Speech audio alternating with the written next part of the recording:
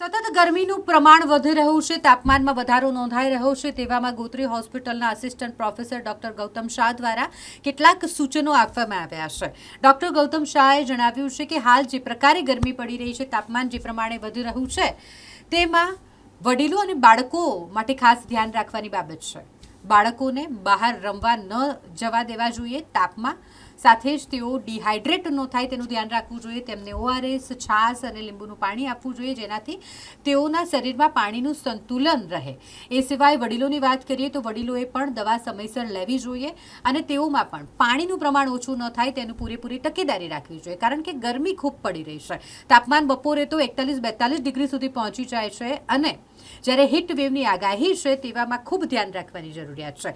12 થી 4નો સમયગાળો હોય ત્યારે બહાર નીકળવાનું ટાળવું જોઈએ, કારણ કે તાપ ખૂબ જ પુષ્કળ પડતો હોય છે અને આ ગરમીના કારણે બેભાન થઈ જઈ શકાય છે, અથવા તો શરીરમાં પાણી ઓછું હોય તો તેના કારણે નુકસાન થઈ શકે છે। અને માટે આ તમામ જે સલાહ અને સૂચન છે તે ડૉક્ટર ગૌતમ શાહ દ્વારા આપવામાં આવ્યા છે। તેમના દ્વારા એ પણ જણાવવામાં આવ્યું કે ડાયરેક્ટ સૂર્યપ્રકાશથી બચવું જોઈએ, તેના માટે તમારે મોઢું ઢાંકવું જોઈએ, ઓઢણીનો ઉપયોગ કરવો જોઈએ, ટોપીનો ઉપયોગ કરવો જોઈએ અથવા તો છત્રીનો ઉપયોગ કરવો જોઈએ। એ સિવાય તમામ લોકો કે જેઓ ઘરની બહાર નીકળે છે તેઓએ પોતાના શરીરને હાઇડ્રેટેડ રાખવું ખૂબ જરૂરી છે। શરીરમાં પાણીનું પ્રમાણ વધારે હોવું જરૂરી છે, એટલે સૌએ પાણી પુષ્કળ પીવું જોઈએ, નાળિયેર પાણી પીવું જોઈએ। એ સિવાય છાશ જે ઠંડક આપે છે શરીરને, તેનું સેવન કરવું જોઈએ। શેરડીનો રસ છે, આ પ્રકારના પીણા જ્યારે તમે પીવો છો તો તમારા શરીરને ઠંડક મળે છે અને ગરમીથી તમે રાહત મેળવી શકો છો, ડિહાઇડ્રેશનથી બચી શકાય છે। આ તમામ સલાહ ડૉક્ટર ગૌતમ શાહે આપી।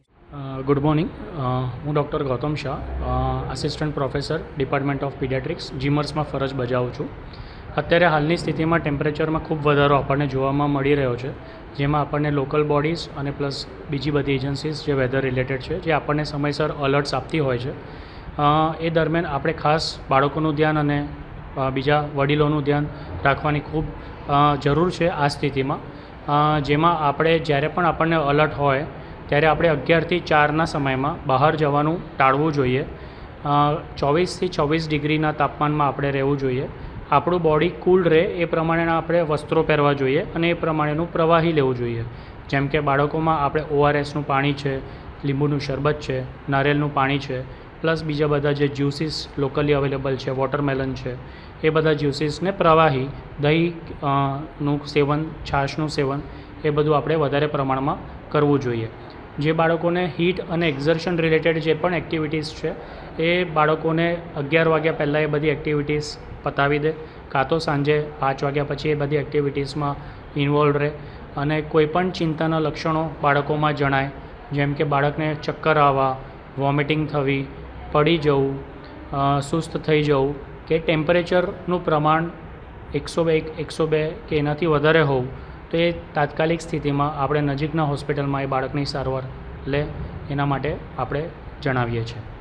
જેવી રીતે બાળકોને વેકેશન પડ્યું છે, બાળકો રમવા પણ નીકળતા હશે, તો તેઓને કેવા પ્રકારે, એટલે કયા સમયે તેઓને રમવું જોઈએ કે પછી તેના ઉપર શું ધ્યાન આપવું જોઈએ કે માંદું ના પડે કે કોઈ તકલીફ ના થાય?